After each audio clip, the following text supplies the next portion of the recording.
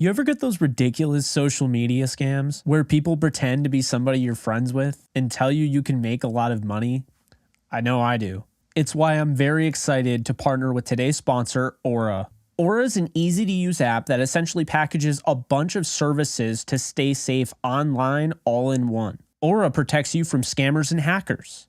They scan the web for all sorts of data leaks and alert you as soon as they find anything. Aura is like the offensive line for a quarterback, consistently offering you protection from suspicious and malicious activity. They have a VPN built in that keeps your browsing history and personal information safe and encrypted. They'll even alert you if someone's trying to open up a credit card or a loan in your name. Did I mention they protect all your devices from viruses, malware, spyware, and any other things so the bad guys can't break in? Aura can even manage what your kids do on their devices. You can set limits and restrict them from specific apps. They have a password manager as well, so you don't have to rely on an outdated Rolodex or that sticky note that's been on your desk forever. There are apps that do all of these things, but there isn't one that tackles everything the way Aura does, which is why I say Aura is a 5-man offensive line and you're the quarterback. So head on over to aura.com/JKB. You can find it in the description and start your free trial today. Welcome back, folks. And yes, I did fix the mic. I don't know what happened last time, but it's all fixed. We're all good. Everything's good. We're back. And tonight, we are going to be starting this thing off. I'm going to be talking about the main topic, which is the title, which is probably why you clicked on this video or live stream. And then we're going to turn it into more of a Q&A. So for those of you who like to watch these as videos when you get up in the morning and you're watching it, and it already happened, well, good news for you. It's going to be broken up in a way that this is going to start off as a video. I'm going to see your comments. I am going to absolutely respond. We will have a Q&A after, but the first segment of this video, it's a little off the cuff. I don't have it entirely planned out, but I just have to ask the question. Do top cornerbacks in the NFL still matter? And I think that is a fair question in today's game. I think now when you're looking at all of the crazy pass rush, and now these pass rushers can run 4.40 speeds, right? So they put so much pressure on the quarterback. And what do they always say? A good pass rush certainly makes it easier on a bad secondary. So the reason I bring this up is it's not out of the blue, and I'm one of those people that believe cornerbacks do matter. But I'm asking the question and trying to understand, and I've been going through it in my head because since we talked last night and talked about Jalen Ramsey and went more in depth than I expected to go, I've definitely been asking myself the question about do top cornerbacks still matter? And the thing that is so fascinating about this is the fact that, look, the Rams, they're probably, I'm not going to say probably, they're trading Jalen Ramsey, okay? Don't hold out hope. There's no hope. They're trading Jalen Ramsey. I see what they're doing. It's not just a soft reboot for 2024. They are reallocating the Jalen Ramsey contract because, well, in fact, do top cornerbacks still matter in the NFL? They don't. I know, something crazy to say, something crazy to take in, but they don't. And here's why. Because the way the NFL is going, it's a copycat league. And we always talk about it, right? The Rams, they won the Super Bowl against the Cincinnati Bengals. A big thing that we noticed with this Super Bowl win, what was the big thing that we noticed? Well, big thing that we noticed was pass rush, right? Pass rush, they sacked Joe Burrow 8 times. But how did they sack Joe Burrow 8 times? Because the offensive line struggled, right? Well, now you fast forward to the next Super Bowl between the Eagles and the Chiefs, and both teams have made sure they have the offensive line to compete. Both offensive lines played outstanding when it needed to happen. So you live and you learn, and teams learned and teams copy. We've talked about before on this channel the Rams and how they were running their defense, how they were running their coverages, that soft shell. We were seeing more of it, and we actually are seeing so much more of it to combat all these speedy wide receivers and these crazy freak athletes coming out of the backfield and at tight end, at inline, outside, all of that. We're seeing it more and more. And so the whole copycat league came into effect.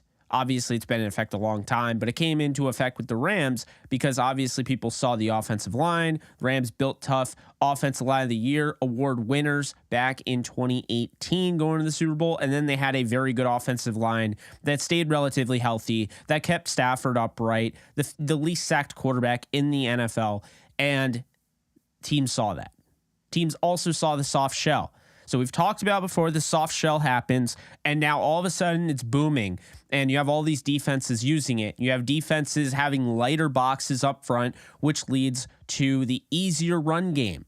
But the problem is not everybody took advantage of that. That's not the whole point of this whole spiel, but it does allow you to kind of paint a picture in your head like, okay, this is a copycat league. I watched Jake's video when he was saying that Sean McVay was literally stealing from the Bills. Not a bad thing, by the way. Stealing from the Bills and taking the fact that he has a guy in Ben Skoranek that kind of has a similar athletic profile to the Bills fullback, and he used him at fullback. He stole from the Dolphins the year they went to the playoffs and they faced the Packers in the divisional round. He stole the hook and ladder play at the goal line that the Dolphins ran earlier that year.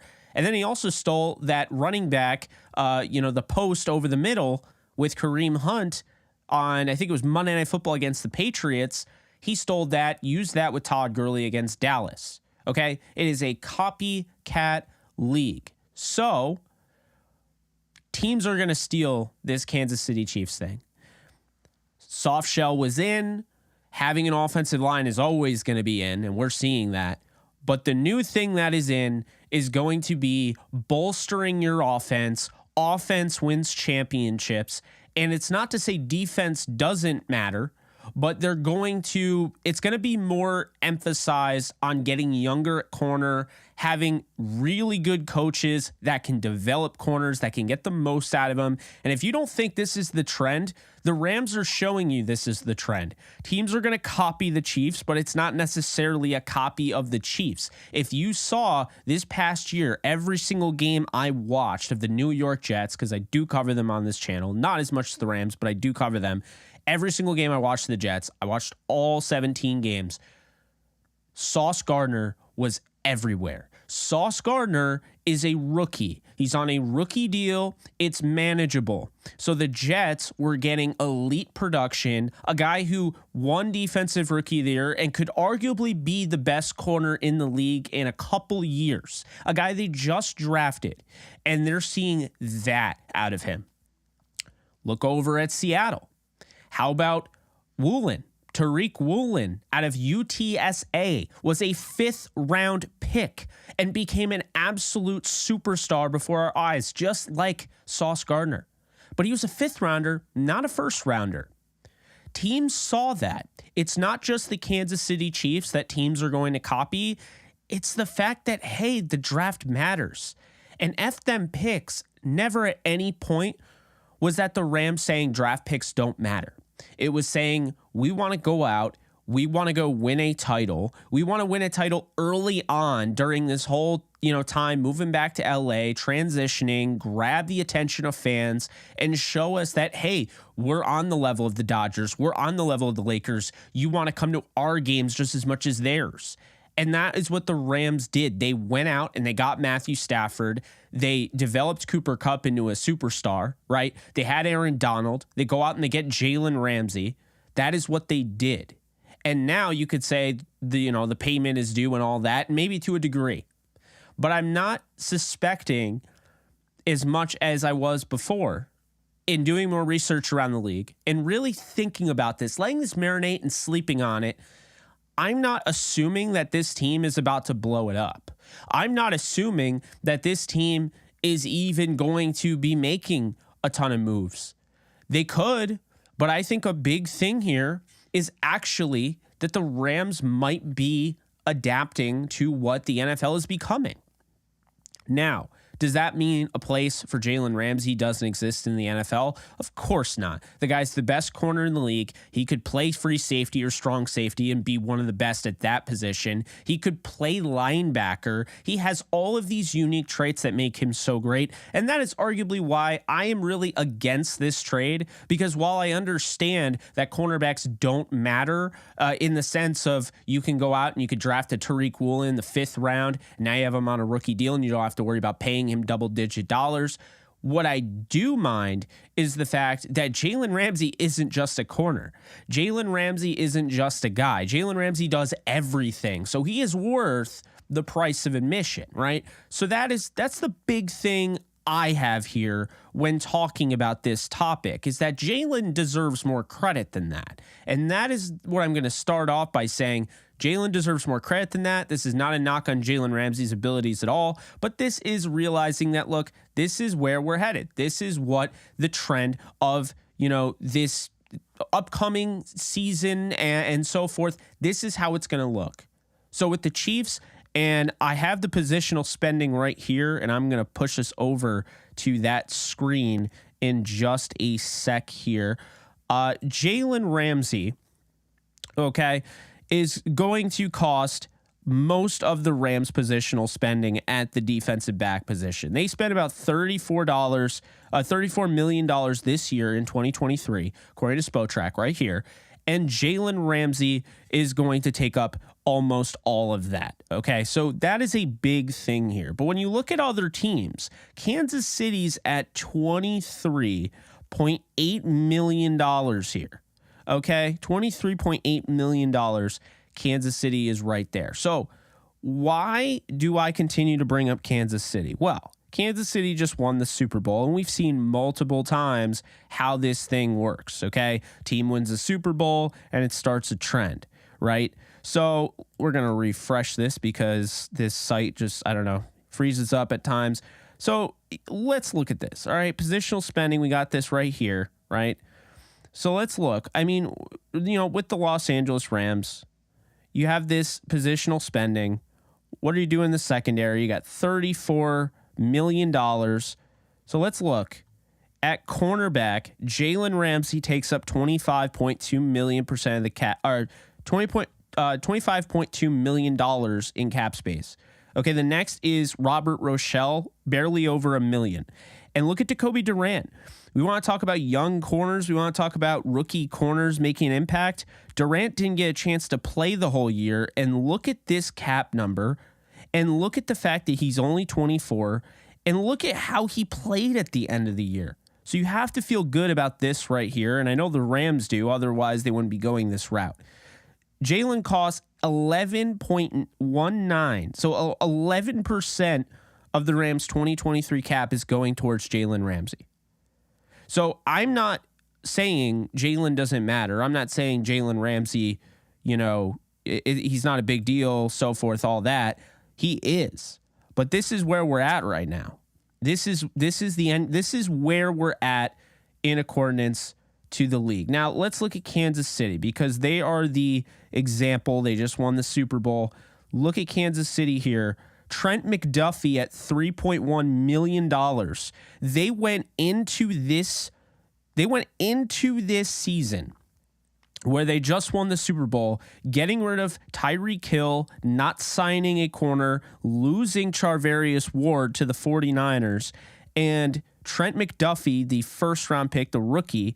Then you have L'Jarius Sneed, who's a late-round pick. You have Joshua Williams, who's a mid-round pick. Then you have DiCaprio Bootle, late round. Jalen Watson, late round. Look at this. Look at this right here. All of these guys are 26 or below, and their cap dollars aren't even over $3.5 million for 2023. This is how the Chiefs are building their team. They're not spending premium dollars on this position. But what they are doing is they're spending premium dollars on defensive tackle like the Rams are. They brought Chris Jones, the big bag there. How about Nick Bolton? This might be the best value on the team because Nick Bolton has been an absolute monster. He's a tackling machine. And furthermore, with Nick Bolton, he shows up in big games. He's a turnover machine. The guy just has a nose for the football. Yeah, they're paying him $1.5 million.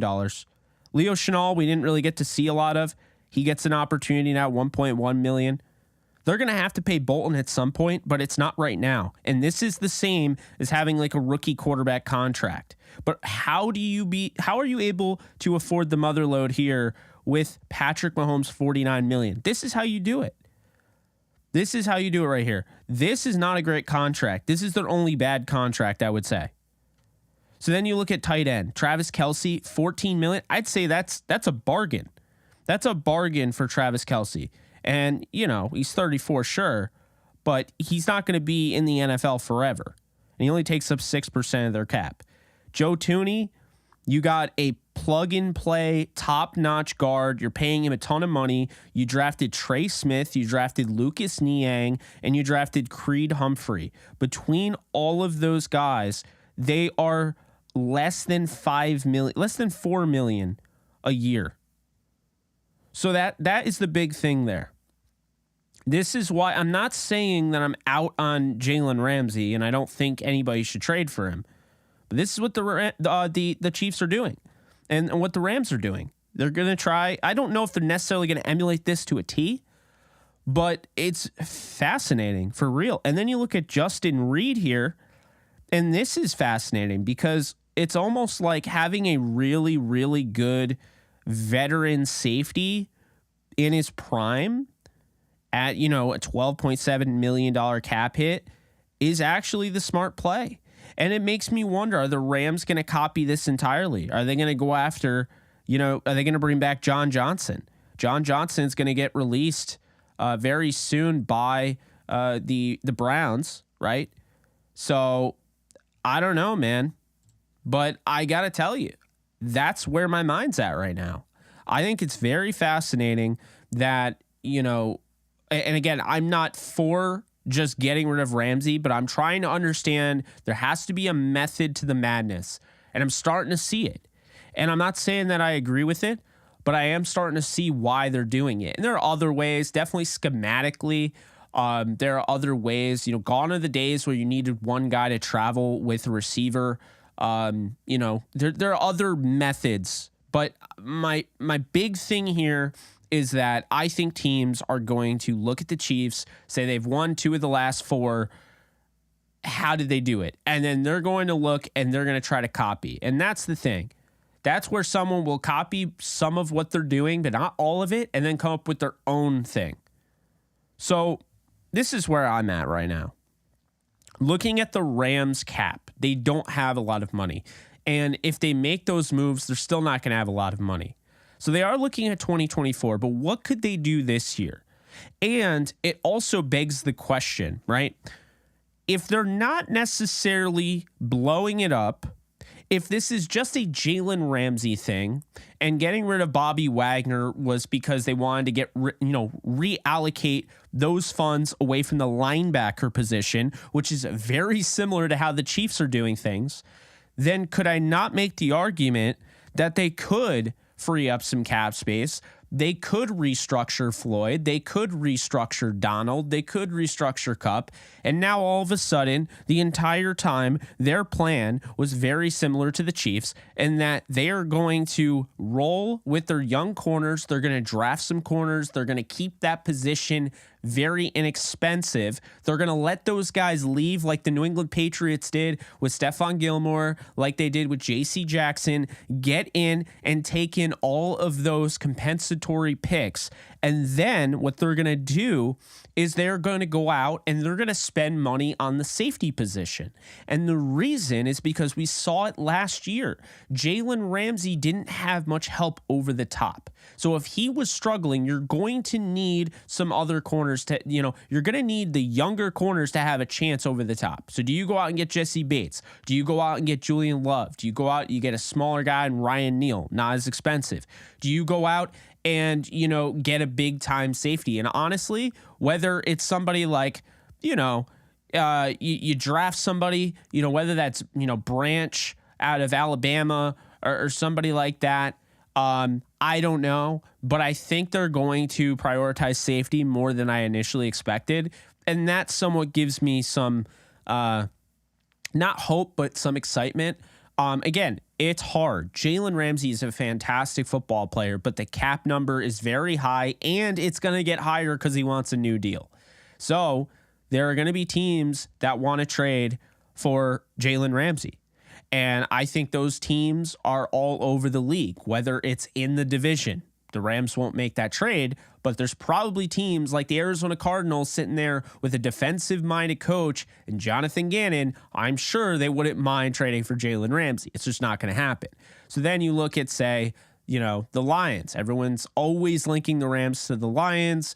They're what's comfortable. I could totally see Les Snead making another deal with them. He's made deals with the Falcons before, the Lions. So keep an eye on teams that he's made deals with before. If this thing starts to feel desperate and they have to move him, or they feel they have to move him, the Patriots, does that make any sense? I don't think so, because it kind of goes against what they do. But I do think the Raiders make sense. I think the Bengals make sense. The Bills, I think, make sense. So, and also keep this in mind. Miami's an interesting option here. And do you know why? I don't know if you guys have seen, but Byron Jones, who at one point looked like he was even better than, Xavier Howard, is unfortunately going to retire. He's going to retire from the league. He's done at age 30. Even though he's a fantastic corner, he's gotten to the point where his knees, he can no longer jump. He can barely run. Okay, he's going to have to retire. So because he's going to have to retire, the Dolphins are going to basically save a ton of money when he does retire. And I could see the Dolphins going after Jalen Ramsey. Now, I don't know what that would cost. I really don't. I think, to me, you walk away from anything that doesn't start with a first rounder. I think a first and a third is absolutely fair. I think a first and a second is still fair. And I think 2 firsts is fair. But I'm expecting probably just a first and a fourth or something. It'll probably be a first, a fourth, and then Snead will throw in his usual 7th round pick with Ramsey, which will annoy me. But that's where we're at on that. So anyway, I just wanted to kind of start the show off by saying that, by just kind of showing you where my mind's at, how I feel about the, do top cornerbacks matter in this league? Do they still matter? And of course, they're still fantastic guys. I know the cover of this is Jair Alexander and, Jalen Ramsey, who I believe are the 2 best corners in the league, with Sauce Gardner probably being number 3. But they do matter, but they don't matter in the way that running backs really don't matter, right? Teams aren't trying to shell out dollar after dollar for running backs anymore. It's just not happening. Although I think teams might start to do that. So, that's a thing there. So P-Train, you mentioned the Dolphins don't have a first this year. So, yeah, the Dolphins would have to get another team involved, acquire a first to get Ramsey. So that's probably not possible. Okay, good to know. But the Dolphins would have been a good fit either way. So yeah, that's kind of where I sit right now. I'm thinking, looking at the Rams roster, you got quarterback figured out, at least your starter there. Now, do you draft a backup? Do you just sign backups, whatever? I think you're going to draft a backup and you're going to have him go up against Bryce Perkins. Then the running backs, I think you add another guy, whether that be a cheap free agent or that's in the draft. I just don't think you have a lot of space. There's not a lot of guys that they can actually do. So I think they're going to keep their running backs the same. I think they will probably draft a running back. It's a really good looking running back class. I'm not finished studying it, but I'm getting there, and I really do like the running back class. I like the way it looks a lot, and that's kind of where I'm at right now.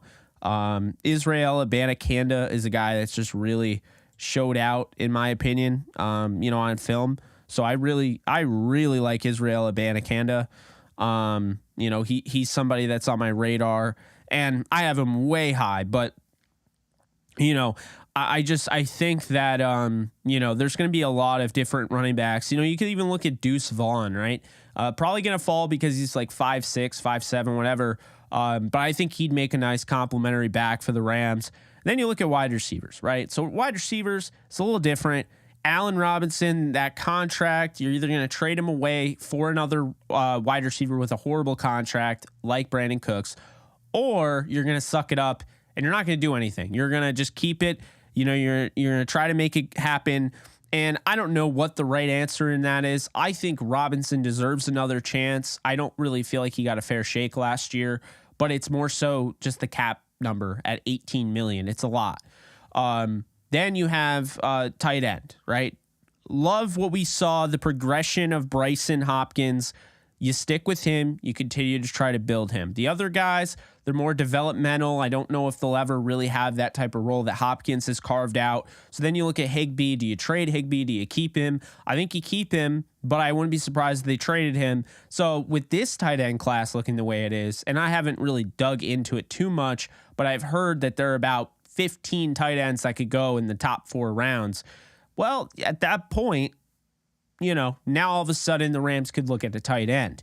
Then on the offensive line, I think the Rams are going to pretty much stay pat with everything they have. I don't think they're going to get rid of Allen, even though I think they should. I don't think they're going to get rid of Nopum. They'll probably do that next year. They're going to keep things kind of very similar, but they might bring in, like I mentioned, a George Fant, a Nate Herbig, Calvin Anderson, guys that are maybe lower tier free agents that have, higher upside than giving credit for.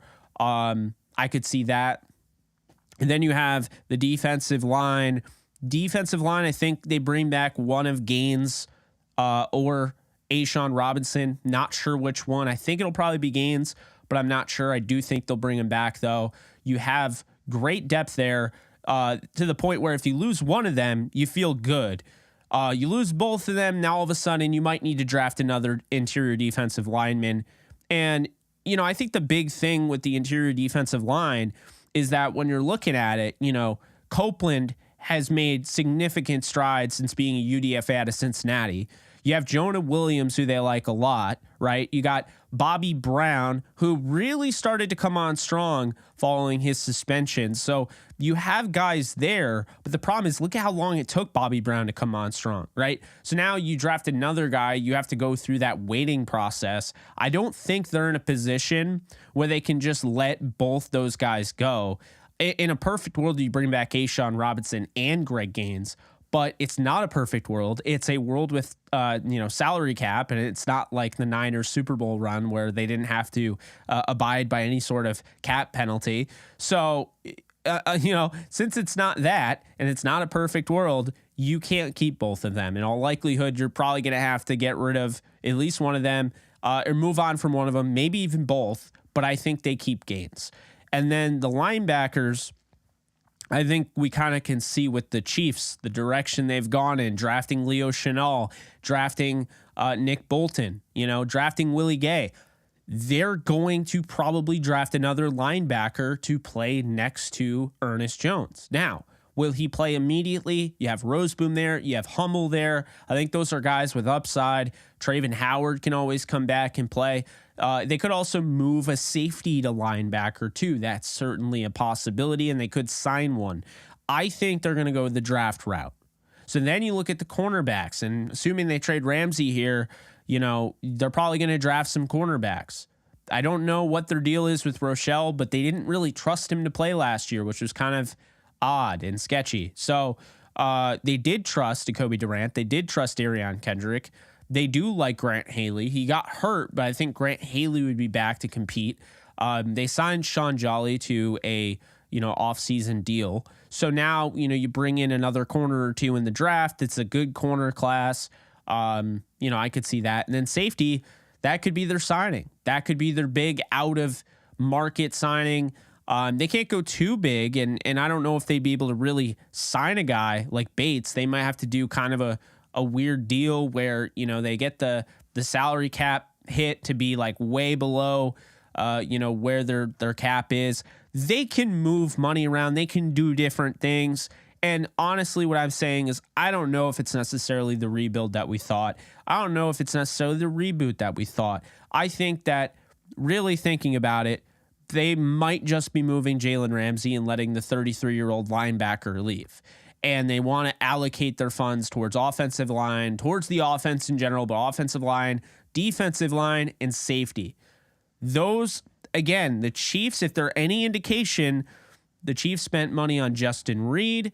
The Chiefs spent money on Chris Jones. Chris Jones would be like their Aaron Donald, so to speak. Chiefs spent money on, what's his name? I totally forgot his name. Travis Kelce. Travis Kelce's contract, it's not as rich as Cooper Kupp's, but it's like that, right? And then, the Rams have the big contract with Stafford, although the cap hit isn't that bad this year compared to, Patrick Mahomes. So I think that's the direction they're going in. At least that's what I believe. I think you're going to have to pay really good players. You can't just have a bunch of players on the team that are draft picks, not pay them year after year after year after year. You will have to sign your certain players that you want to commit to. But the problem is signing them at the cornerback position, they seem to get very pricey. The cornerback position has now reached the 20s, in the 20 million range. Tread lightly, folks, because when you hit the 20 million range, it's not going to go down anytime soon. So think about that. The highest paid corner in terms of overall value of the deal total is Denzel Ward of the Browns. The Browns are not a good franchise. So, Browns are not a good franchise. They gave basically a fully guaranteed contract to a guy who has had 25 different allegations against him, 25 cases, and didn't really look that great last year. And they traded 3 first-round picks for him. Okay, the Browns are not a great organization. That's the type of team that is giving corners that much money. So I think the Rams are going to pivot a little bit here. And I think it's going to be more. I wouldn't be surprised if they go out and they get a safety, maybe like John Johnson. Who knows? But yeah, that's how I see it. I don't want to talk too much in circles, but I think it makes sense. I don't have to agree with it, but at least I understand finally, as I've been trying to wrap my brain around what the hell is going on, at least I can finally understand what is going on. I can understand their thought process at the very least, so I don't have to sit here and go into complete madness. So that's where we're at, okay? It's been pretty much the 30-minute portion of this live stream has been pretty much a video for you guys that watch it after the fact. Appreciate you guys who stuck in here. Now the Q&As, be sure to drop your comments below. I'm going to answer them. I'm probably not going to be able to catch up with everybody, so I'll try to read some and then just keep the thing going on. So anyway, let's do. I agree, Jake. It's about the pass rush. We made Colt McCoy and Andy Dalton look like Tom Brady a little bit because we couldn't get pressure on them, and that's what with Ramsey at corner. Yeah, a big thing there, and I completely agree with you. A big thing is pass rush. You gotta. The pass rush is going to be the biggest thing here, and I think that's the big play they're making. The problem is there's not a lot of great pass rushers, so I think they're probably going to, at some point, maybe they trade for somebody, but they're probably going to draft a pass rusher high. I look at a guy like B.J. Ojulari as an option, somebody like that. I think they're going to draft somebody pretty high in the second round. Thank God you're live. I'm at work right now. It's so damn slow. I'm sorry to hear that, but yes, I am live. So, at least something happened. Nick, thank you so much. Hey, Jake, I just want to say I appreciate you doing this Rams coverage, keeping up with the team. Absolutely. It's my pleasure. I love doing this type of stuff. And, when I'm in the zone, you can't stop me. And I'm very much in the zone. I'm tired. I didn't get any sleep last night because we had snow plows all over the place and it sounded like World War III. And I couldn't sleep. Like I had broken sleep, right? Like 45 minutes, wake up, 45 minutes, wake up, that whole thing. So I am exhausted, but it's one of those things where I'm in the zone. And like I said, you just can't stop me. When I'm in the zone and I'm able to continue doing these live streams and everything and drop these late at night, I'm on a warpath. You cannot stop me. Your hard work and dedication is always noticed, Jake. Thank you for all you do. I appreciate that. Thank you, Frankie. What's up, Andrew? They better get a first round pick.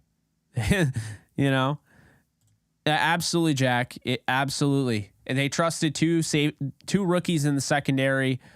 Cook actually played significant playing time, and I really liked him in the draft, I remember. But yeah, no, I absolutely agree. Sauce Gardner was a monster this year.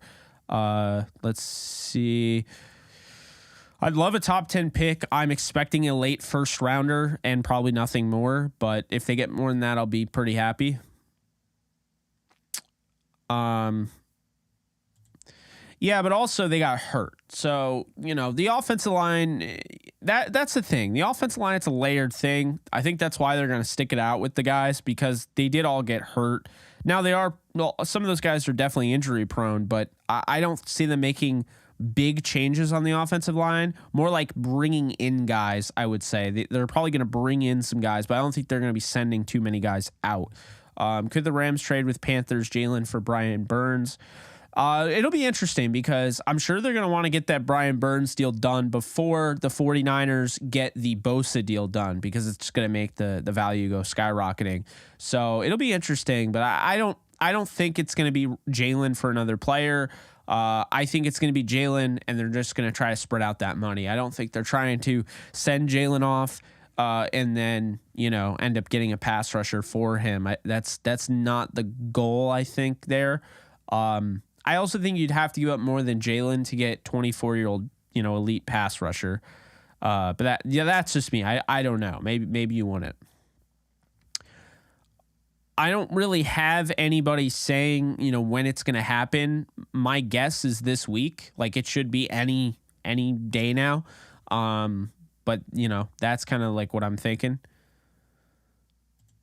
Mills, Cooks, and a second, or Mills first and a third, bring back JJ3. Yeah, I would definitely want more than that. I think you definitely got to bring back a first no matter what. And I don't think a player should be attached, because I don't think a player will, because I think they're really trying to use this as like a cap move. I don't think they want to commit necessarily to a player. Maybe they do. I don't know. But I don't know. I don't get that vibe. Let's see. Am I a Los Angeles Rams fan or a St. Louis Rams fan? I am a Rams fan. I grew up in New York and in Massachusetts. Those are my two home states, and I was always a fan of the Rams, no matter if they were St. Louis or LA.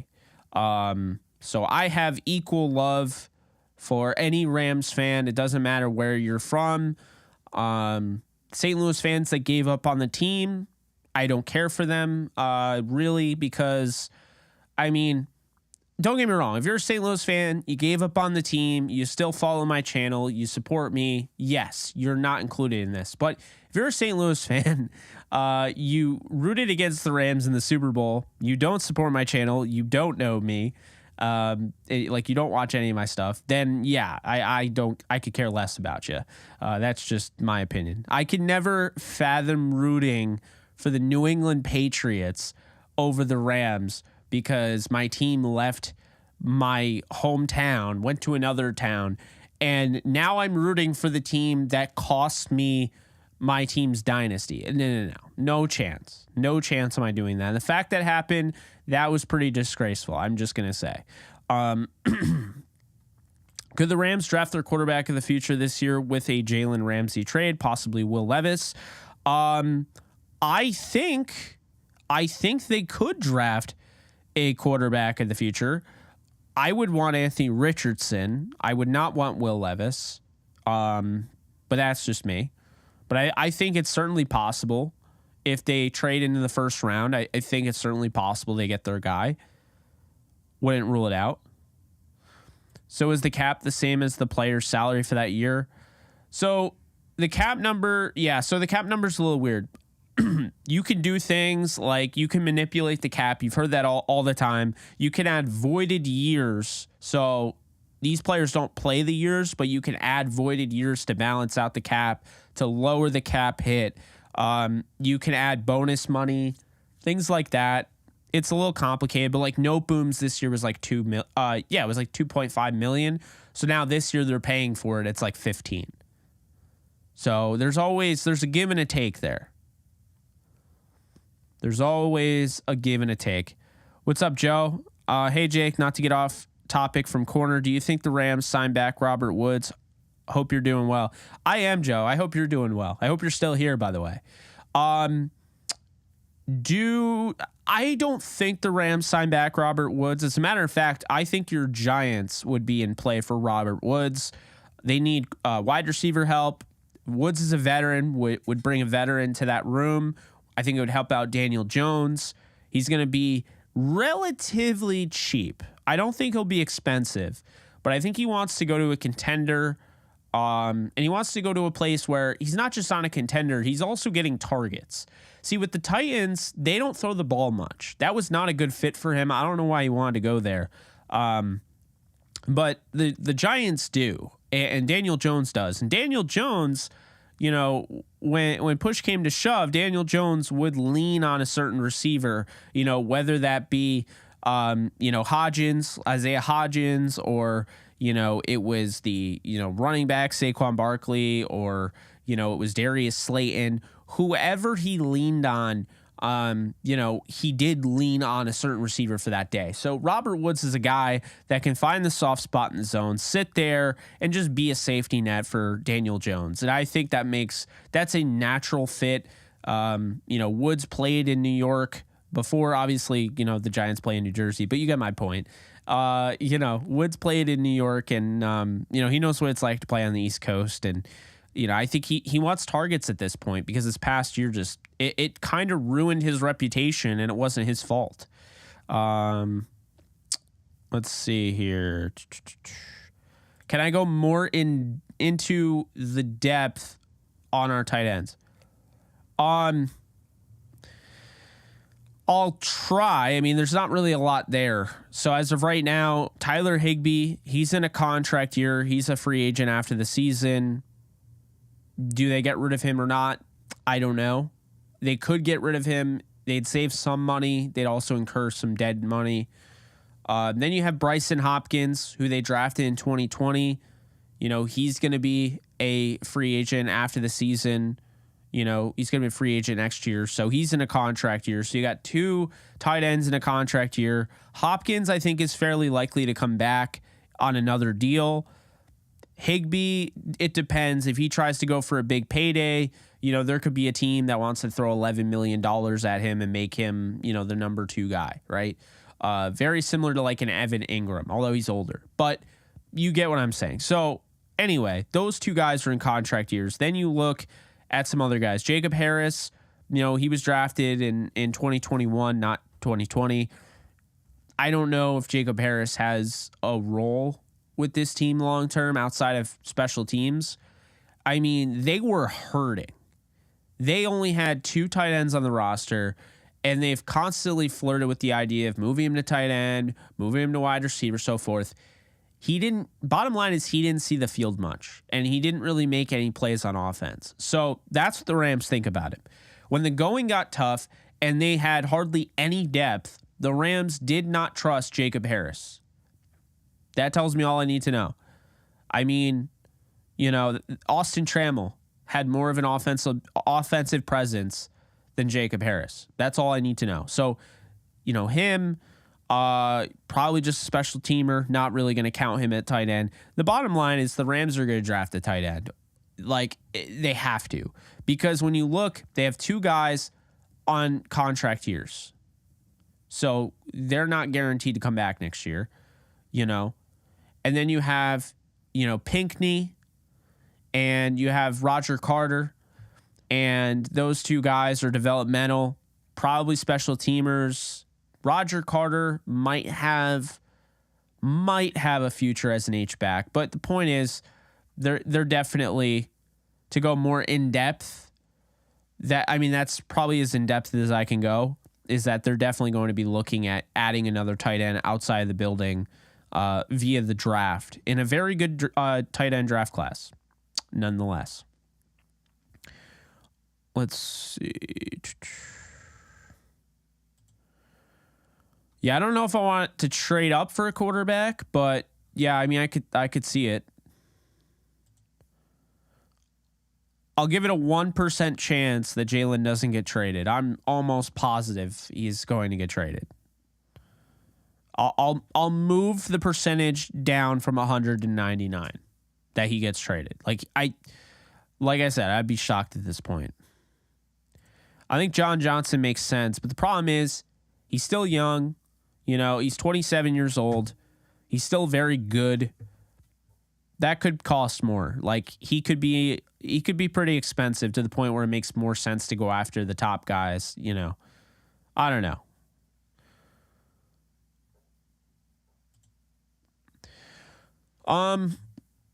Noteboom would probably kick in at guard, or he would have kind of a redshirt season with the torn Achilles. They're in kind of a weird position with him. There's not much they can really do because of that contract. Will McDonald, Felix Anadiki Uzama. Yeah, I haven't watched a ton of Edge yet, so I can't really comment. But did anyone here see that Stafford says he wants to beat the Chiefs in 2024? There's a tell right there. If they're talking about the Chiefs, then there's a good chance that they can end up copying them.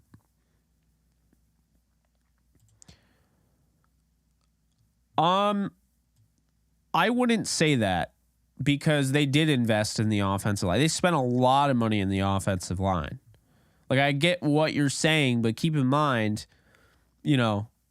Brian Allen was a Pro Bowler coming into this year, and Noteboom was the heir apparent to the, left tackle Andrew Whitworth. So I mean, it was, they spent a lot of money. They should have got Austin Corbett, but I won't say that like they don't want to invest in offensive line. They have.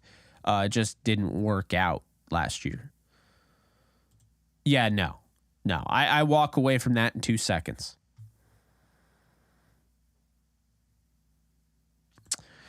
Unsure as of right now, but I'll probably have an idea as we move closer. I'll probably have an idea.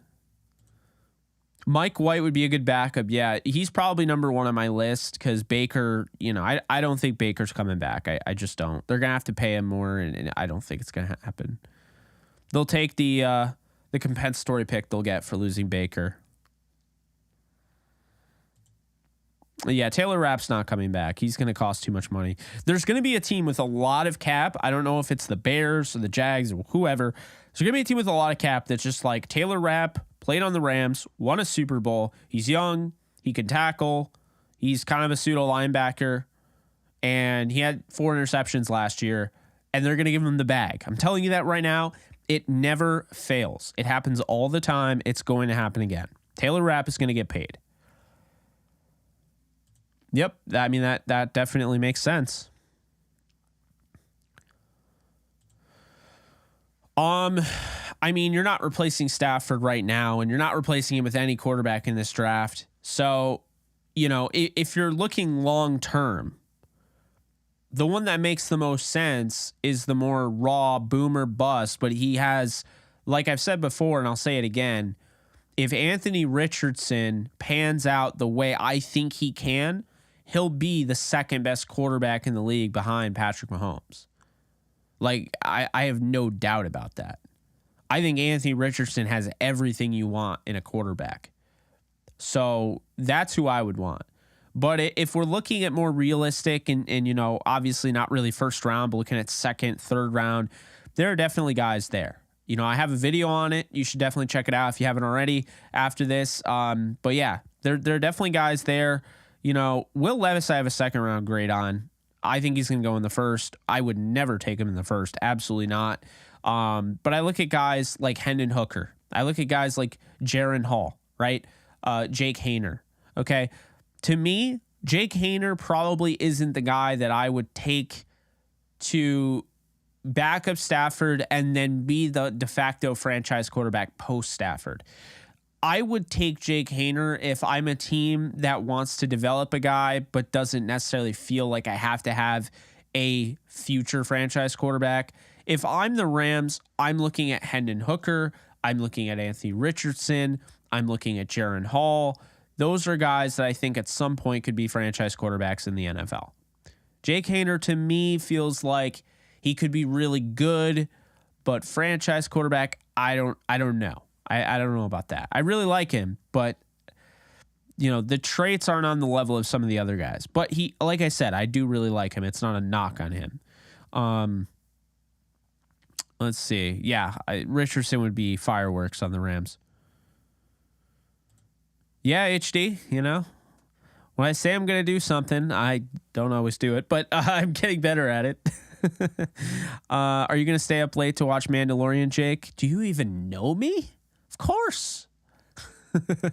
I mean, no disrespect on that, Lions Mania, but it's yeah, I probably will. So what I'll do is I'll be live for another, let's say 30 something minutes, maybe. I don't know. We'll see how long this goes.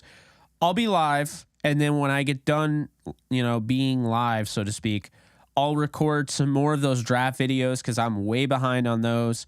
So I'll record more of those draft videos, watch more tape, finish up my running backs, signed, sealed, delivered, done with my running back rankings, move on to, I'll say this, I'll move on to corners. I'm going to switch over to the defense. I'm going to move on over to corners. That's what I'm going to do. So I'll move over to corners, and no, you know what? I'll stick with wide receivers. I'll keep going this way because I don't want to go to the defense quite yet because we're getting close to the offensive line, and that I think is the most important when it comes to Rams fans. So, and you're the majority of my channel subscribers. So, yeah, we'll stick. Never mind that. We'll stick with wide receivers next, tight ends, offensive line, defensive line, edge, linebacker, corner, and safety. That is what we're gonna do. That'll be the this is the way, so to speak. Let's see. Yeah. Yep. BJ Ojulari. Yeah, I've seen him. I really like BJ Ojulari. I don't know where he's gonna rank because I haven't graded anybody yet at outside of those two positions, quarterback and running back, but should be interesting. Would be wild.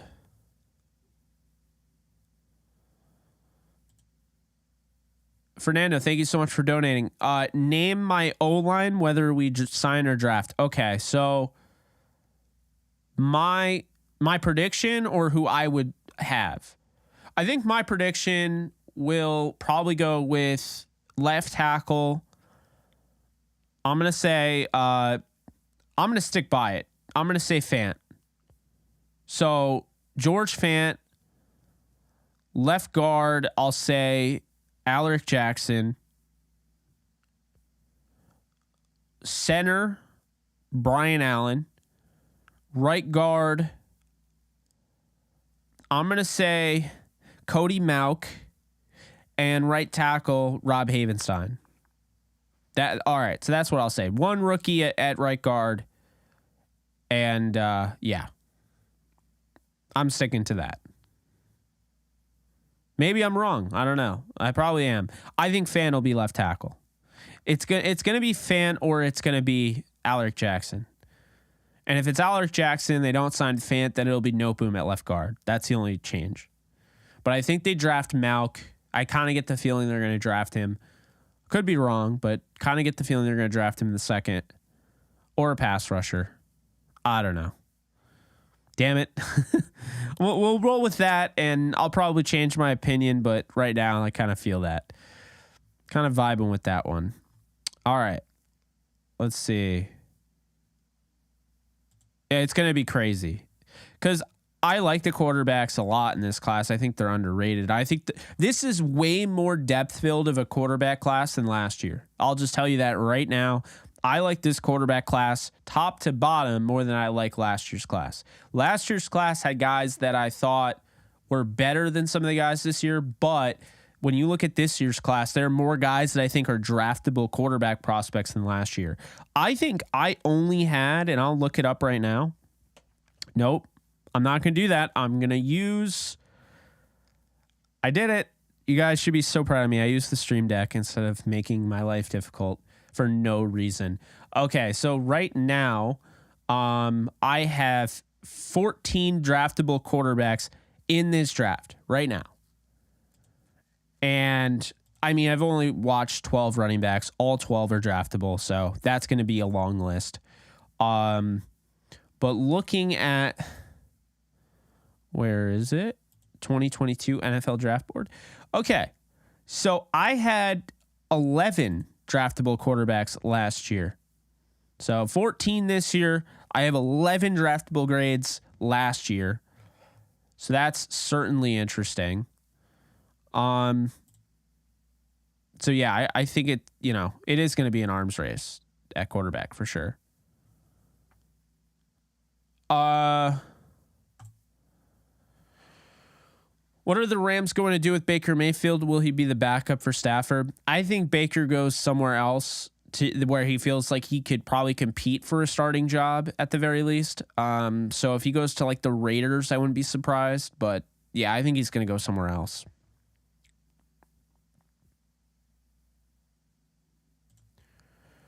Before the second round, huh? 5? Wow. Yeah, I don't know. I mean, we'll certainly see. I don't know if I have that many. Let's see. Last year. So last year I had no first round quarterbacks last year.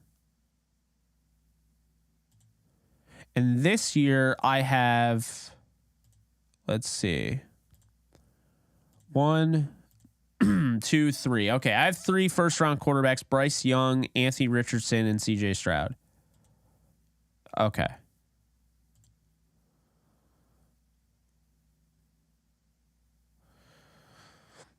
I don't think Lance McCutcheon's really gonna. I don't think he's gonna get much of a chance, honestly. I don't think they're gonna look at him as anything more than just a guy that can step up in preseason. They probably will lose him because they won't put him on the roster. They'll probably lose him, in preseason or whatever at the roster cut downs. They'll probably cut him and he'll go somewhere else. And yeah, I think you draft an edge defender before you draft corner.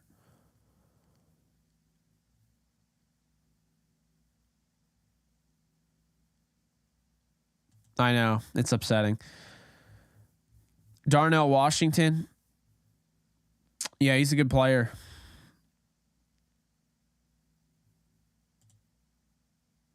You got to have jersey assurance on that. If you bought it from like NFL Shop or something, you should have jersey assurance and you could probably return it and get something else.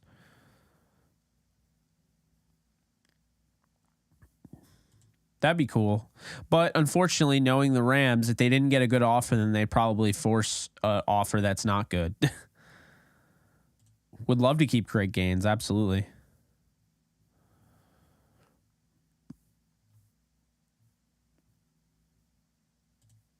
Yeah, but they're going to look at the tackle number.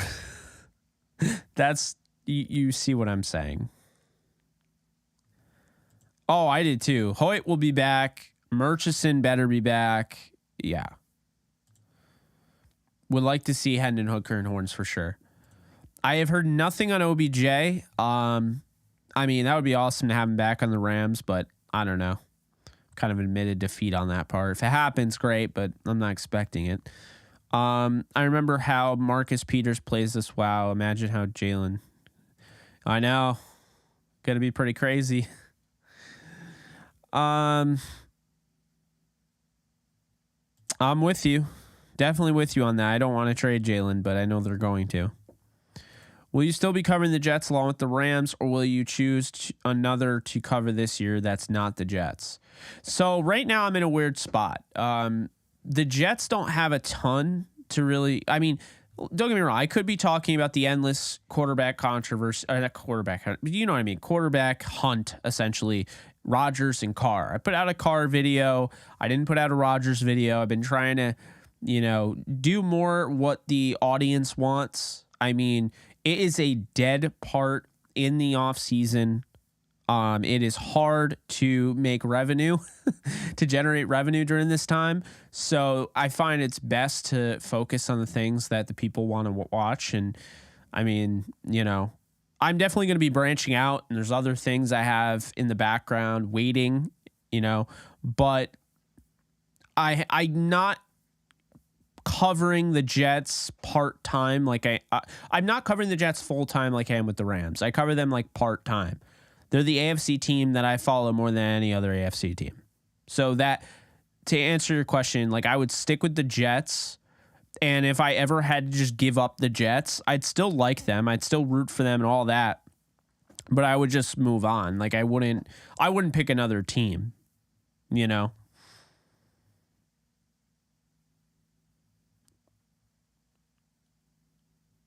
You think Baker goes to Seattle? See, I don't, because I don't know why he would think that he's starting over Geno. I don't know how they'd be able to afford that, if I'm being honest.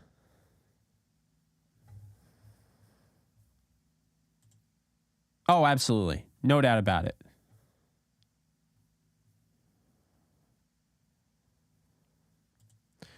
Taylor Rapp, because, as much crap as people give him, and I'm definitely part of that, Craig Dahl played some of the worst football I've ever seen.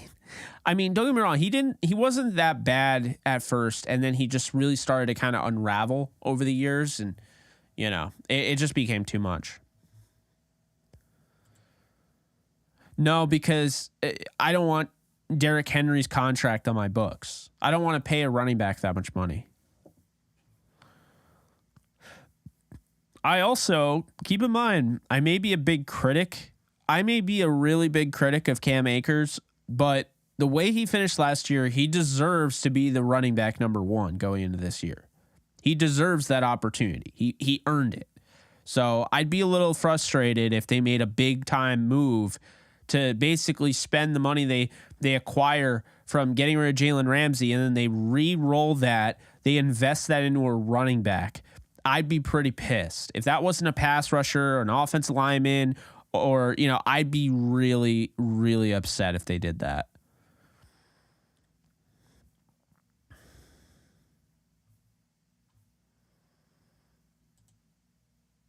Yeah. Yeah, OBJ earned his payday. I mean, I don't know if he's, where he's going to go or whatever, but yeah. Agreed. Agreed, man. Oh, you hear that? I just cracked my elbow. That was gross. Absolutely. That's the thing. Like, and the league's going more into a running back by committee. Remember what we talked about? It's the whole running back by committee thing. It's when you're looking at the teams in the Super Bowl, you look at the Eagles, you look at the Chiefs. The Eagles, they got Boston Scott, they got Miles Sanders, they got Kenny Gainwell. And then you look at the Chiefs, and they got Clyde Edwards-Helaire, they got Isaiah Pacheco, they have Jerick McKinnon, they have Ronald Jones. I mean, that is where we're going. That is the direction we're going in. I don't love it. I miss the workhorse back, but the days of the workhorse back are pretty much over. It is a running back by committee league. There are still workhorse backs out there. You still have Josh Jacobs. You still have guys like Zeke Elliott that still, live, breathe, and still play in this league. Saquon Barkley. But we are trending more towards the running back by committee. And when you have to pay the running back, that's when they're letting those guys leave. I would love Hendo to come back. I love Darrell Henderson. But the Rams, I don't think that ended well. I really don't think that ended well. I think I'll never know for sure, but I think that Cam Akers, one of his biggest things was that he flat out told them that and again, I don't know this, but the thought process that I've had is I've had the assumption that Cam Akers felt like he couldn't get into a rhythm when Darrell Henderson was breathing down his neck. So Darrell Henderson, who wasn't a fan of the way he was being used anyway, was approached by the Rams. Again, this is all speculation. This is something that I believe happened. I think the Rams went to him, told him, hey, we're probably going to move you here.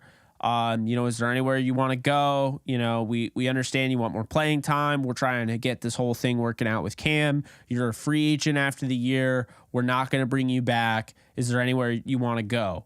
And, then basically he probably just said, just cut me or whatever, waive me or whatever. And then that's how it went. I don't think he's coming back, as sad as it is. I don't see it.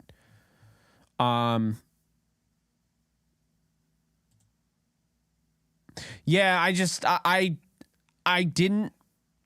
I'll never understand the way they used him. I'll just say this. Darrell Henderson, when Rashad Samples was there, that's when all that stuff was going on. The running back room wasn't working well. When Thomas Brown took over, the running back room shot up like a cannon. So I'm not saying that Rashad Samples was a bad running back coach. And for all I know, he could have been buddies with Hendo and I could be off base. But it felt like, Henderson just missed that opportunity when they got rid of him. You could say it was the perfect storm because Cam Akers became the guy and, he didn't feel like anybody was breathing down his neck. But I could argue that it was the perfect storm in the fact that Thomas Brown took over again as the running back coach. And he's, I don't know. I don't know what to think, but I would like to see Darrell Henderson go to a team that actually uses him because I think he's a very good running back in this league. I think he's underrated and he does all the little things very well that other guys just don't work on. And all I've seen is this guy's in the gym and he's working hard and, I don't know. It's frustrating. What's up, Kareem? It was good. Can't complain, except for the fact that I didn't get any sleep, so I guess I'm complaining. But no, it was good. I'm alive. I'm healthy. Talking with you guys. We're live right now, so Mandalorian comes out in almost 2 hours. Yeah, can't complain.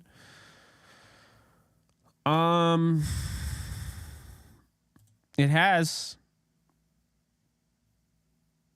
Yeah. Mostert. I've seen guys in this draft that remind me of Mostert so much. It's crazy.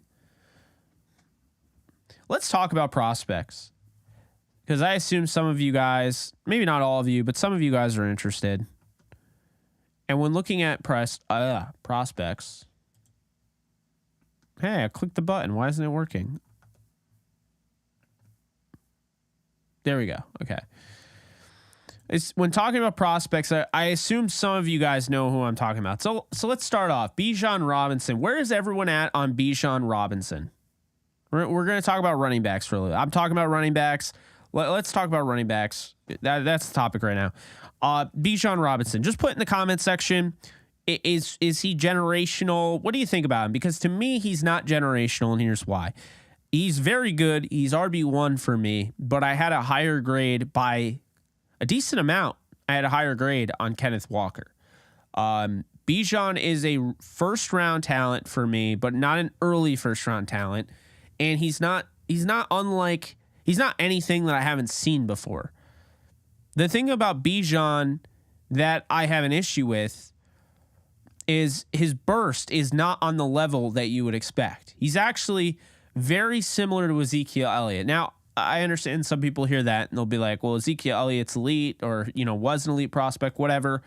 But I would make the argument that Elliott lacking that Todd Gurley-esque burst was really what kept him from being like the best running back. So I think Bijan is 100%, like Kareem is saying, 100% deserving of a first rounder, but he is not Saquon. He's not even close. Saquon is way more. He has way more explosion. The first five. Because here's the thing, okay, guys.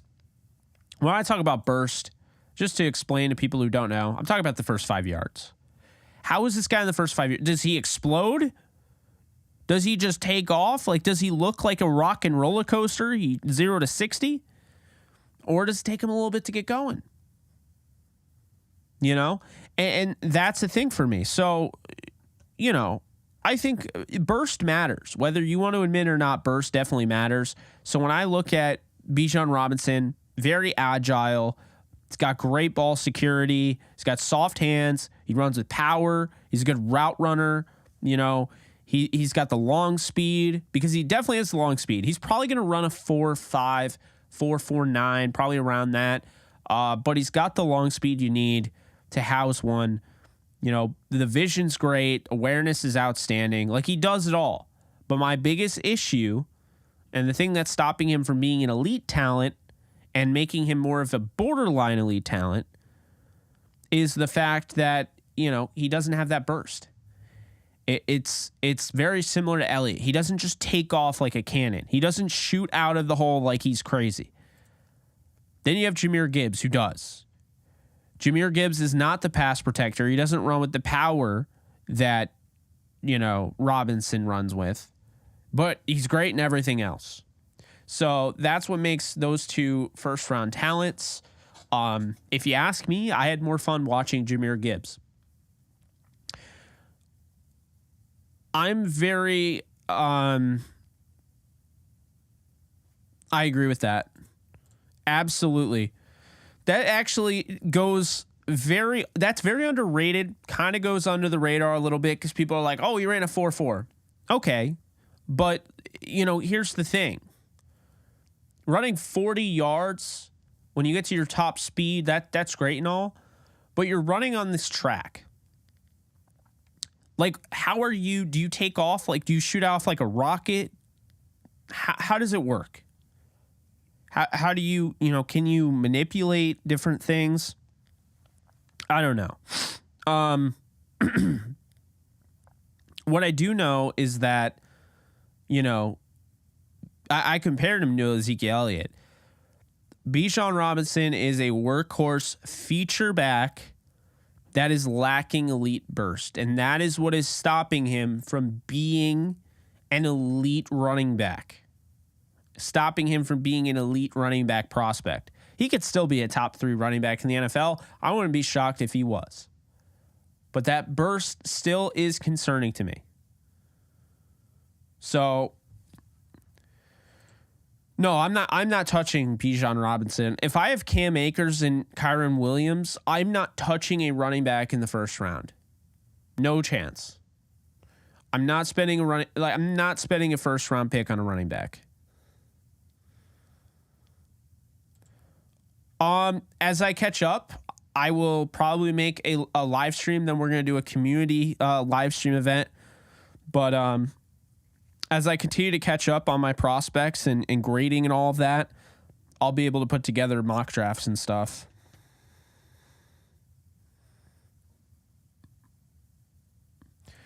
Maybe even a little earlier than that, but definitely not the first. I'm out on taking a running back in the first. And I love Jahmyr Gibbs, but I would not take him in the first round. No chance.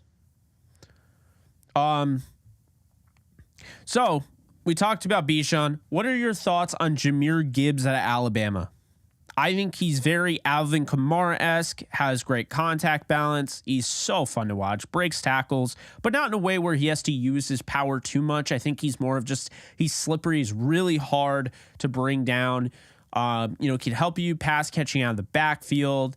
The guy takes off and he is like an absolute rocket. He is the rock and roller coaster. If you're looking for 0 to 60, he is that, my friends. He is absolutely that. A lot of fun to watch. So I think that Bijan is the better complete running back, because I am grading. I'll share with you right now my grading scale, okay? I go from, and it could be decimals, so I go from 0.1 to 10. That's how you get my grade. So the way I have it, and I'll show you a scouting report real quick. This is, and I don't do a full-on scouting report. I put together notes, and then I have, I have the grading. So anyway, this is how I have it. Let's see. I was considering coming out with a draft guide, but I don't think I'm going to do it. It's going to take way too long, and I don't know. Puts a lot of pressure on me. So, yeah, this is my scoring right here. My grading. Agility, right? You got your lateral agility there. You got your ball security, the burst I'm talking about. See, 7.8, it's not bad. But, and don't necessarily look at this scale. This is more of, this goes with this. So as far as this is concerned, this is all this goes to. I didn't want to put certain scales, certain whatever 9 equals, because I didn't want to pigeonhole anything here. So this is how I have it. This is how I do my grading. Hands, 8.5. I think he's got, soft hands, can help you in the receiving game. Pass pass protection 8.7. Like, so 8.7 out of 10 is like he has an 87 in Madden ratings, essentially, if, you know, he was in pass pro. Power 9.2. He's one of the most powerful runners. He is probably the most powerful runner in the draft. So then I get to my notes right here. So I got borderline elite talent, stop and start agility is among the best in the class, only fumbled 4 times in college, only once last year, lacks the burst big play running backs have, has patience, and is able to knife his way through a hole and set up a run. His hands are awesome. He routinely was utilized as a pass catcher out of the backfield and routinely came down with it. Immediately, Robinson stands out in film and pass pro. He absorbs the big blow, is never afraid to shy away from it. His power and overall contact balance is perhaps the best in the class. Bijan's a runaway freight train when he finds a crease in the open field. He has great long speed and agility and acceleration for the position. His vision is outstanding. He's able to scout a lane that others simply don't find. Bijan's awareness is top of the class. He sets up blocks well and creates yards that aren't there. Bijan Robinson projects as a day one starting running back who could quickly rise up the ranks as one of the best in the game. His size, speed, and flexibility combination is rare beyond all reason. So, to give you guys an idea of how I do things, I also take these, and the scouting notes I've turned more into a little bit of a script that I read for my videos. But this is all based on stuff that I'm just typing away at when I'm watching the tape. So this is how I do it. This is how this is done. Then I go here, Jahmyr Gibbs. And now, you know, Gibbs got the agility there, ball security. Look at the burst, 9.5 compared to Bijan Robinson's 7.8, I think it was. Oh yeah, Roschon Johnson. I just finished his report, actually. Yeah. I have early career starter. I think Roschon Johnson is a starter as of right now. You know, I think he's a second-round talent, and there were times where I liked what he was doing more than I liked what Bijan Robinson was doing. The problem with him is that he doesn't have great agility, you know, but he's got fantastic ball security. You know, he was the best backup by all accounts in college football. You know, I think he's a future NFL starter. His long speed's there. I love the way like he runs, like the power he runs with. You know, I think his big issue right now is pad level for sure. I think he keeps himself way too upright. It's easier to bring down. But Roschon Johnson, yeah, you mentioned it, Aaron Norris, and I'm highlighting it. You know, I agree with you there. I actually just filmed this on Israel Abanikanda. Notice the scouting notes got a little more note wise and less scripted. So that's that. I love Abanikanda. You look at these, not 82 out of 100. Early career starters. So this guy who people have in the 5th round, I actually came away loving this guy. The thing that makes scouting and just this whole draft process, guys, the thing that makes it so worthwhile is that everybody is going to have different opinions, just like with anything, but it can be drastic. And the fun thing about that is that when you have an opinion that is so drastic from the consensus, that is just so different. You'll get the people that are hard asses that'll be like, oh, this guy's just doing this to be different. No, that's how I watched it. That's how I saw it. You know, some people will watch the same play and they'll see what I'm seeing and they'll say, I thought that was a pretty good rep in pass pro. And I'll be like, I really didn't. You know, he didn't frame the defender well. He was late. You know, his footwork was off. Didn't have, you know, great mechanics in pass pro at all. And he gave up way too much real estate, which put his, you know, quarterback in danger. But that's the thing that makes the draft scouting so worthwhile, is that everybody has different opinions. Everyone can watch the same play and you would get 1,000 different, you know, interpretations because we all have our own voices. You know, we all have our own eyes. We all see things differently. And that's the beauty of football. And it's the beauty of any sport. It's beauty of scouting anything. It's why, why do you think all these teams have scouts? Why do you think there's not just this is the NFL did all this for you. Here's the draft board. You decide. That's not how it works. Everyone has their own specific scouts. There are guys that have, certain strengths in areas, and, they have certain weaknesses in areas. I mean, I remember when Madden used to be like amazing in franchise mode, and they would have different scouts and they'd have perks, they'd have pros and cons. Like one area scout, this guy's really good at finding guys who, he focuses more on catching ability. So your receivers would get a catch boost when you drafted, somebody that scout wanted. However, his con was that for whatever reason, he'd find guys with great catching ability and they'd have, soft hands, whatever, but they would fumble. They would have poor ball security.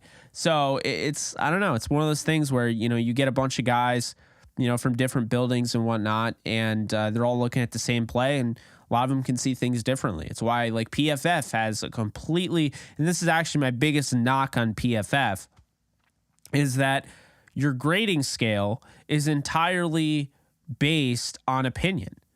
It's, 2 points for this play, 1 point for this play, 0 points, -1, -2. I don't know if they've changed it, but that's how it was before. And it's like, that's all subjective. So trying to use PFF grades is like they're the Bible or they're like 100% fact. There's nothing factual about it. We don't even know what the grades really mean. So that's what, basically, I know it turned into all this, but I want to remind people that when you are, watching people break down film, or, you're looking at grades, or you're looking at analytics, or not analytics, bad example, but you're looking at grades, you're looking at reports, just because somebody said that a certain player wasn't very good on their blog. I know, not Squarespace. Where do they have it? Substack. Everyone has a Substack now. It's like my dog has a Substack now. Everyone that I know now has a Substack. All right. Not getting off topic. Point is, just because, the guy that you subscribe to on Substack said that this prospect sucks, don't just be the guy at the water cooler the next day, or girl, where you're like, yeah, this guy just, he doesn't do that, or doesn't, because you sound ridiculous. I've heard this before, actually, believe it or not. Be like, yeah, he just doesn't see the hole. He, and it's like, have you watched any tape on him? No, that's just what I read. It's just what you read. Guys, go out and see for yourself. That's the thing that makes the draft so exciting. We all have different opinions. We can all, it's like this, it's required research, and I love it. That's why I've never stopped loving it. I've been doing it for years. I've been to 3 college all-star games. I mean, it's, it's fun. Not for everybody, but it is fun. And, it's important too, because you look at the future of the league and it's like, that's the future. It's funny.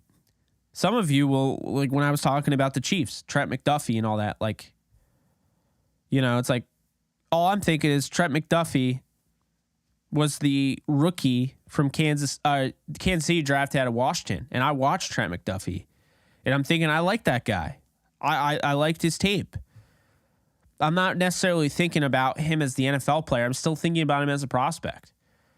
It is cool. It kind of gives you a little bit of a connection to these players, because you always remember, like, oh, I remember when I was scouting him. Patrick Mahomes, I have this connection with. It's crazy. Like, Mahomes was the highest graded guy that he was probably my favorite quarterback prospect of all time.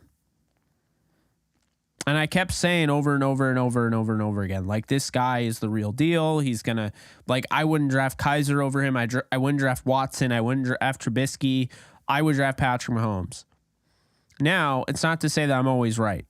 But, man, when you do nail it and you are right, it's pretty cool. Because now it's like living proof. Like, Mahomes is living proof that, hey, I did something right, And And other people have that. Like Lamar Jackson is another guy that I got right. But I've gotten guys wrong. I wasn't high on Deshaun Watson. He ended up being pretty darn good. I wasn't high on Josh Allen. He was good. You know, you're not always right. It's fun. The draft is a humbling experience for sure. Not to mention, like, it's always fun interviewing guys too, which, you know, we do. So, yeah, you know. Does anyone have any final thoughts or anything before I hang up on this? Oh, sorry. Thank you, Deuce. Appreciate you. Aaron Norris, really like Deuce Vaughn. He is small, but has shown he can take a load on college level. He would be a good in our system. I agree. I think Deuce Vaughn, I mentioned him earlier as a guy that could help in that running back room. I think he'd make some sense for sure.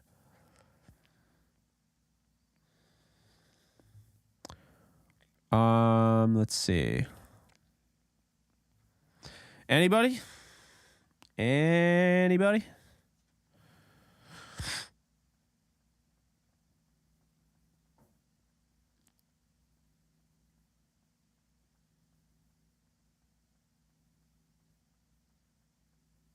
Scott Rowland.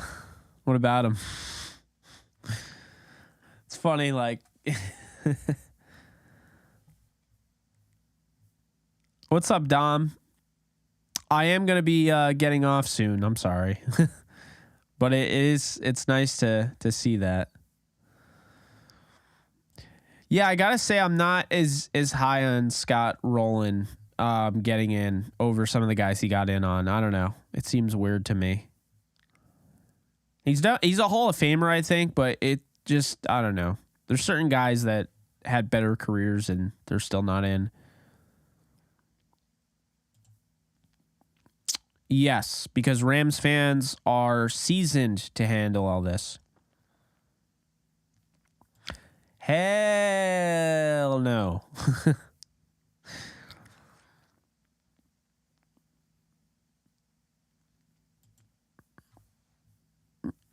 Absolutely.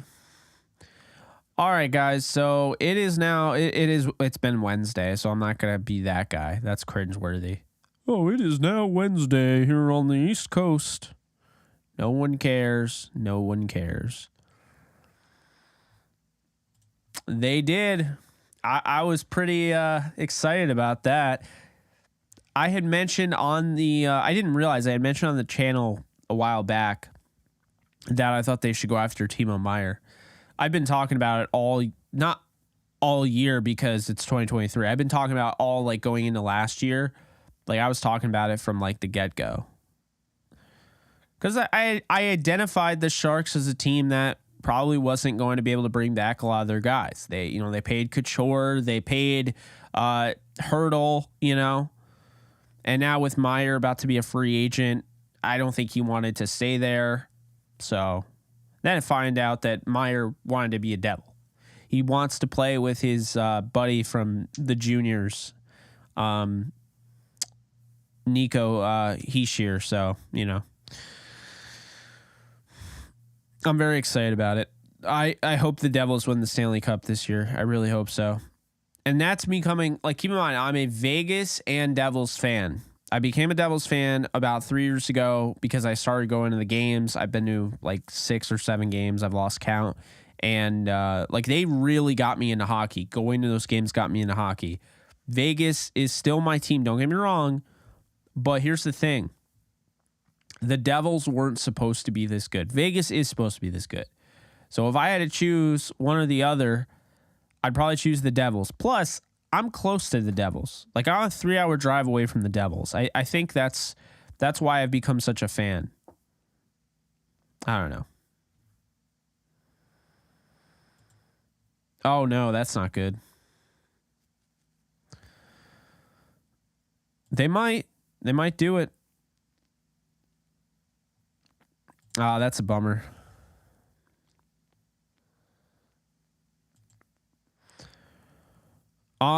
Yeah, I mean, I think he's very similar. Caleb Williams looks like the real deal. That throw he made, I know exactly the one. I don't remember the team, but he's going to like against his body, and he threw it like that, and he's about to go out of bounds. So he goes to the left instead of going to the right where he can throw like that. He instead goes like this, and he like whips it sidearm, and it's like the craziest throw you'll ever see. It was unbelievable.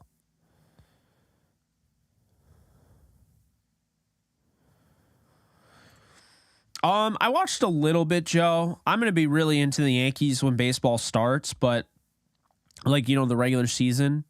But as of right now, like, I'm not super into it right now. I gotta wait for the season to start, though. I saw Johnny Brito pitched well. Spencer Jones looks good. The Martian looks good. Volpe looks good. You know, apparently Will Warren has like the craziest break on his pitch in the entire like farm system, so that's exciting. Oh my God, that's right, they did. The Mets are trying to buy a championship. They still can't figure that out. I don't know. They'll be better than last year. That was pathetic in the playoffs.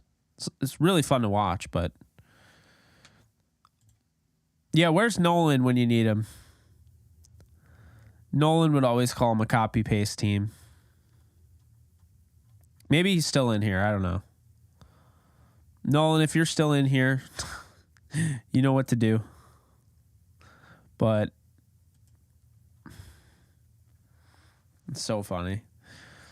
It's like we took the Dodger blue from the Brooklyn Dodgers, and then we took the orange from the New York Giants to get people to want to go with the Mets. Also, we flat out took the New York Giants logo.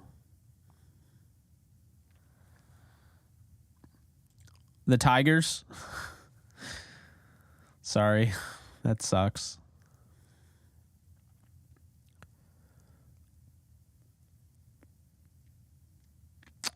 All right, guys. Well, yeah, I'm getting tired. Hopefully I can get some sleep tonight. I don't know if I'm going to watch Mandalorian. If I'm still awake, like if I don't just pass out, I probably will. But yeah, so you guys be well. I will see you. I'll go live at some point today, Wednesday, or tomorrow, depending on where you are. And we'll talk some more. Later, folks. Appreciate you as always. You ever get those ridiculous social media scams where people pretend to be somebody you're friends with and tell you can make a lot of money? I know I do. It's why I'm very excited to partner with today's sponsor, Aura. Aura is an easy-to-use app that essentially packages a bunch of services to stay safe online all in one. Aura protects you from scammers and hackers.